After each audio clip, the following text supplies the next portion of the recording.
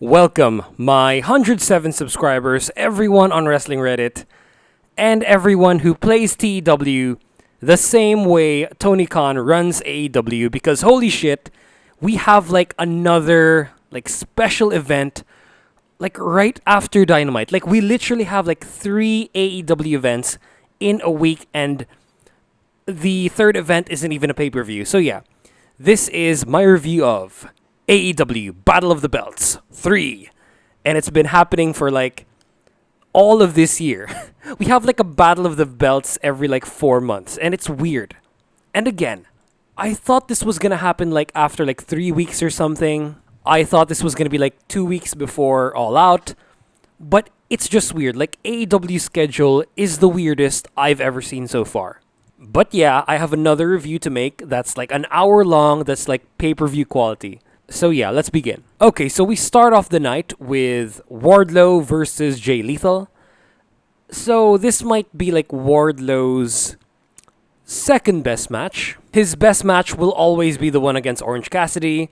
He showed a lot of range there, and here, I love how Jay Lethal stood toe-to-toe with Wardlow, and Wardlow just didn't powerbomb everyone, because that's dumb. Come on. We are watching pro wrestling here. Not a pose-off of someone's physique, because that's fucking dumb. We're here to watch the action in the ring and out, and not just their physiques, you fucking sickos. So yeah, this match was better than I expected, because I expected a squash, honestly. But here, with the power of distractions, with the power of this and that, Jay Lethal managed to survive for 10 minutes against the most overpushed wrestler in the roster. You know what? He's the second most overpushed just because of his size. It kind of warrants it, but Hook is the most overly pushed. So yeah, for the story of this match, we get a lot of dirty tactics from Jay. We get him targeting Wardlow's leg. And yeah, that's basically the match. It was well wrestled. I love that Jay Lethal tried to scramble out of multiple power bombs. I like that he was a slippery motherfucker. He slipped out of a lot of power bombs, and then he just caught in the last one, and then end of the match. We predicted a Wardlow win. It's too soon for him to lose the belt. But yeah, Jay Lethal was the heel of the match. He was also the weaker dude. So again, it makes sense that he gets off a lot more offense, but Wardlow can take it. And Wardlow only needs to do a lot less in order to take Jay Lethal out. And that's what happens here. Lethal, also fresh from Ric Flair's last match, does a lot of Ric Flairisms.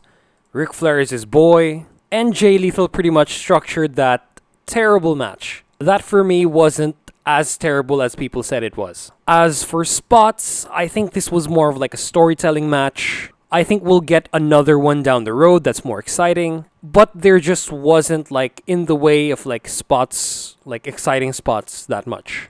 Basically the only top spot of the match is just the finish.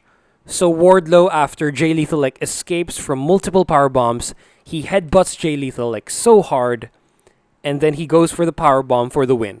For me, what's important here is how it extends the feud. It also teases a confrontation between Satnam Singh and Wardlow. It teases a powerbomb. I think we're gonna get that. I don't think Satnam Singh is high enough up the card yet to actually challenge Wardlow. But here, after the finish, he actually manages to hold Wardlow down, and all three of them, Satnam Singh, Sanjay Dutt, and Jay Lethal, managed to put Wardlow through a table and then stand tall against him. I don't think I've ever seen this happen. Maybe once with MJF, but never in dominating fashion. It always took some shenanigans to take Wardlow out, a dick shot or something. But here, Satnam Singh just overpowers Wardlow. So yeah, I really like this. I like that it extends the feud. It makes Jay Lethal look kind of strong, look kind of the veteran wrestler, and it makes Wardlow look mortal. And I think that's my biggest problem with Wardlow. It's you're not expecting him to lose ever. So I think to be someone to root for, you need to have a weakness. And I don't think he has a weakness yet. Because there's this 7-foot wrestler, or I really don't know his height. Let me check. He's like 6'6", and his name is like Yukio Naya. He's from DDT, and his gimmick is that he's a giant, but he's like mentally stunted. He's a special boy. And like sometimes he cries. Like heels would get him to cry, like Mao. And he's also kind of dumb. So that's why that dude is a more compelling character than Wardlow. Like I expect people to get tired of Wardlow like if he just keeps like destroying everyone. So that's why I think the match with Orange Cassidy like really helped. So yeah, the match was okay, but I enjoyed the post-match segment more. If I would rate this, it would be like just like a TV undercard. Yeah, just a TV undercard pay-per-view opener match. Yeah, this was so made for TV that I think they should have been on Dynamite instead. And like it belongs in the opener. Okay, so the next match is Thunder Rosa versus Jamie Hayter for the AEW Women's Championship while they're accompanied by their respective teammates. So as for their teammates, so like Britt Baker and Toni Storm, of course, but I have a problem with how the managers act, like especially Toni Storm, because of course Britt Baker would always like use distractions, she would be a heel, and Toni Storm just does nothing. Like what are you even good for out there? Like, attack Britt Baker or something. Come on. But yeah, as for the match itself, they made Hayter look very, very strong. Like, she dominated Rosa for like the first half of the match. Like, Rosa had nothing on her. Like, she was attacked from when she made her entrance. She had like a moment where she could have like taken control, but like that was very minimal. Like, she went for like an outside dive, but Hayter just like, I think, punched her right as she was about to like do the dive, and then she falls on the floor. And like the best example of how useless Toni Storm was like outside was when like Rosa was about to do like a diving move to Jamie, but then like Britt poses with the title. I mean, come on, Toni Storm, your teammate's title is being held by her like main rival and you're doing nothing and just like allowing Thunder Rosa to get attacked. So this is like my biggest problem of the match. And then Britt Baker is just like free to pose to the camera. But this does lead to like one of the best spots of the match. I think it's gonna be like number 3. It's like the usual like Jamie Hayter backbreaker, but instead of like her knee, Rosa lands on like the steel steps. And I like how stiff they worked. Like their strikes were really stiff. I mean, not as stiff as like Jordan Grace and like the Impact knockouts, but like stiff enough. Like a hell of a lot better than Suzume and Rika Tatsumi. So for like 6 straight minutes, Jamie Hayter is like in control, in the driver's seat. Britt and Rebel just like cheat 100% of the time. And the match ends up like slowing down. Like when we get to commercial, it's not even picture-in-picture, which I think is a mistake. I mean, we're on Fight. Should be getting like the full match on Fight. But then like at like the 8th minute, Rosa manages to regain control. Scratch that. Gain control for the first time. And the match reaches like a second gear. And like another great spot happens. It's like one of Thunder Rosa's usual things. It's like her drop kick to like someone on the bottom rope. Like on the side of the ramp, like right dead center. She does like a drop kick where she like face washes her opponent and then she lands outside. This looks really good. This also drives her opponent outside, and then she does like a senton somersault to a standing opponent. This was the part where things started to even up and started to look up for Thunder Rosa. And then I love how like Thunder Rosa sells her disappointment. Like after she hits a big move, she puts on this face of like utter dread and disappointment. I'm gonna like flash it right here. And then after a couple of more exchanges, like Jamie gets momentary control after like an awesome brainbuster.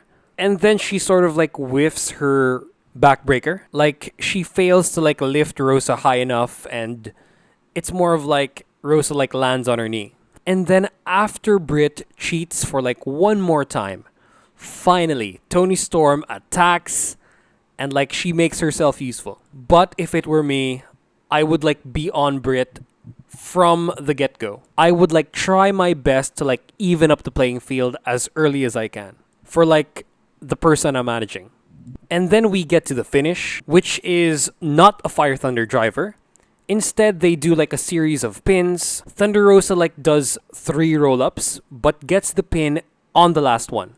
And then like on 3, like when Aubrey Edwards' hand reaches the floor for like the third count, Jamie Hayter kicks out in order to like protect her or to like make her look stronger.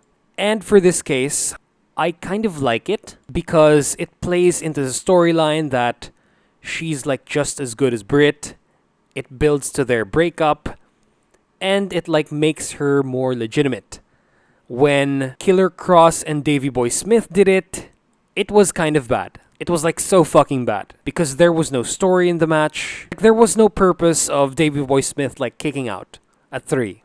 Who the fuck even watches like these two guys? I don't even know what promotion they're on. I mean, I know Killer Cross is like back in the WWE, but for Davey Boy Smith, come on, just take the fucking pin. That's like Killer Cross. He's probably gonna be a bigger star back in the WWE than you. So yeah, do that shit when you're signed to like a bigger company. So yeah, now we get to the top 3 spots of the match. So number 3 is the backbreaker to the steel steps. This is the best backbreaker that she does the entire match because she totally whiffs on the one that she does in the ring. So yeah, that's number 3. Number 2 is the finish. I like how it protects Jamie Hayter, makes her look more legitimate, and like makes it seem like Thunder Rosa, by the skin of her teeth, retained the title. And for the number 1 spot in the match, it's Thunder Rosa's awesome face wash dropkick that leads into like the senton. So yeah, I really enjoyed this match. I mean, this wasn't as good as the 3-way between Rachel Ellering, Jordan Grace, and Diana Perazzo. But this got a louder crowd reaction because the AEW crowds are better than whatever the fuck attended Ric Flair's last match. Like, for me, the best reaction to the women's matches is like last Dynamite. And I think if the like 3-way match at Ric Flair's last match happened on Dynamite, it would have had a "This is awesome" chant because like fucking Rachel Ellering was fucking awesome with that. And just watch my review in order to find out my thoughts in the match. So yeah, this match would be like a TV main event, pay-per-view undercard match. It was really good. It made Jamie Hayter look really strong. It's like one of Thunder Rosa's better defenses because God knows she needs more of those. And we can only get a couple of more of these good defenses until Jade Cargill takes the belt and then stinks it up. And then like gets go-away heat. So yeah, after this, when I check the time, we still have like about more than 20 minutes in the show. And fuck, I was like super excited. Like, we get the previews out of the way in like 2 minutes. So we have like 36:57 going 37. And then the entrance ends at like, let me check again, about like 39 minutes out of an hour. So we have a full 20 minutes for this match. So yeah, we have Claudio Castagnoli versus Konosuke Takeshita for the Ring of Honor World Heavyweight Championship. And shit, Takeshita is like one of the best wrestlers in Japan right now, let's be honest. Like, above him there is Keno, Go Shiozaki, and that's it. Because everyone in New Japan is like stinking it up right now. Like, not even Okada is like in that level again. Like, not even Naito. New Japan is like in this like down period right now, which is like sort of bad, but everything outside of it is like on the rise. So yeah, Konosuke Takeshita, member of Kamina 37, who I hope shows up at AEW, because imagine like a match between Kamina 37 against the Blackpool Combat Club. I mean, Kamina are gonna lose, and fucking Toy Kojima is probably gonna take the pin, but it's gonna be fucking fun. The groups contrast each other so much, and they're all pretty good wrestlers. Especially Yuki Ueno and Konosuke Takeshita. And like Mao is like right up there too. Shunma needs a little bit more time to like grow on me, but Toy Kojima's a young lion, so shit. So this match, of course, paced like a main event, goes for like about 20 minutes and is like paced like a main event, like I said. So we get a lot of slow spots at the start, and then for the second half, we get like all of the high impact moves. It's just like every main event. The body part they're working here is like Konosuke's back, which of course plays into Claudio's finisher, which is the Ricotta Bomb. So yeah, this is Claudio's first title defense. They start the match by shaking hands, which is good. This is Ring of Honor. But after like the initial handshake, like Claudio immediately goes for the kill. And Konosuke is like right there, ready for it. Because he's been doing this like pretty often. Ever since he debuted in AEW, he's been like striking first and striking hard, just like Cobra Kai. So like they start off the match with like fucking high speed freaking exchanges. They try to do like big moves right away, but I like how the other guy easily like resists the move. And then they move on to the customary like wrestling start. And I love that during this like technical exchange, they do like a Cirque du Soleil like routine. Because just look at this. Just look at this shit. It's on the AEW page and like it looks like a fucking circus. Like this is the sort of thing that the old heads would fucking hate. Like even like how good this match turns out to be, which I think is on the road to be like that. Jim Cornette, specifically, will find a way to hate on this match, as well as like Disco Inferno and all of those fuckers. Like, I don't hate this like Cirque du Soleil routine. I think it's kind of funny, but it's not gonna be like top spots of the match. I just like to point this out. And then we go back to the wrestling, like back to the technical wrestling, and then we get Claudio Castagnoli doing a wristwatch on Konosuke Takeshita. Yes, I called it a fucking wristwatch. Shit. I don't know the difference. So after a couple of more technical wrestling and a couple of more wristwatches, we get this like kind of scary spot that I would never want to do. If I had to jump this high, I would never want to land straight on my legs. Konosuke like hurts his knee like on the way down from like an outside dive. And then Claudio targets Konosuke's back. He starts like doing Jamie Hayter's backbreaker on it correctly. And even a fucking tilt-a-whirl backbreaker, which I haven't seen in a long time. And then after this, Claudio works on Takeshita's back. He actually works on like multiple limbs. He scatter shots, and he like does a lot more technical wrestling. He goes for a rest spot. Then we get like one of the best spots of the match, and it's like a suplex battle that then plays into the match's story, which is Takeshita's back, because like they try to do suplexes on each other. Konosuke wins, but then he hurts his back some more. And then after like passing the 10-minute mark of the match, it finally picks up and gets to the second gear. We get the Takeshita spot, which is like running the ropes and then doing like an Undertaker flying clothesline. And like this is the part where they pull out the big moves. We get a big outside dive from Takeshita, and then we get like this like avalanche gut wrench suplex from Claudio. And then we get like 10 spins from a big swing, and then one of the best spots of the match, which is the Blue Thunder Bomb. This will never be not good. Like Deep Six and the Blue Thunder Bomb, really good looking moves. And I really like how they space the big moves. Like they don't happen like right after each other. They take time to sell the move, but they don't stay down for long. And then we get one of the most unique moves I've seen. And this is like the like avalanche top turnbuckle DDT. I really thought Konosuke was going to do his like lariat spot, but I guess it's hard to do it against someone as tall as Claudio. And then we get like a badly angled frog splash. The cameraman did a shit job here, and frog splashes should be shot from the side, in my opinion. Or like it should be zoomed out. Like the angle shouldn't be this low. I mean, just look at it. Looks so bad. And then Konosuke goes for the knee. Claudio stops it. They then like have this like entanglement. Claudio tries to lariat Konosuke, but then he bounces like he does the running the ropes flying clothesline thing. But then like when he's about to go for the clothesline, Claudio just European uppercuts him to like another dimension. And then Claudio does something that tops the Daisuke Sasaki spot. He goes for like a sharpshooter, a la Tyson Kidd, a la Bret Hart, and this like plays into Konosuke's back injury. Konosuke tries to reach the ropes.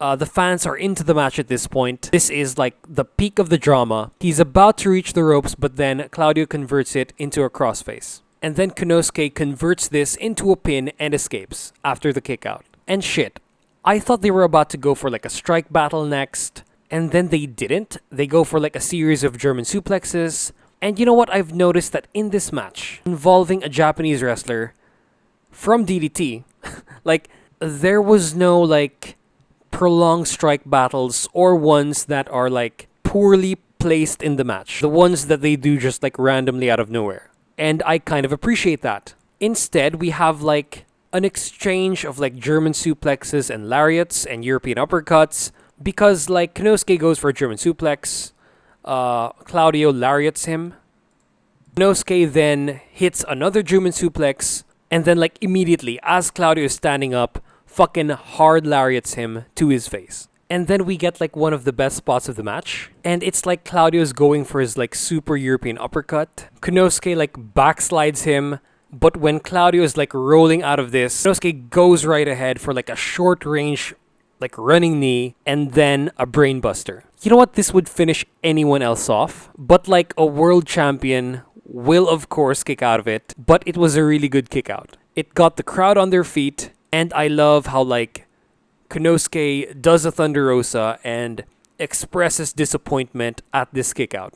And then after this, we have like Claudio's time to shine. Konosuke hits him with like a discus elbow, discus forearm.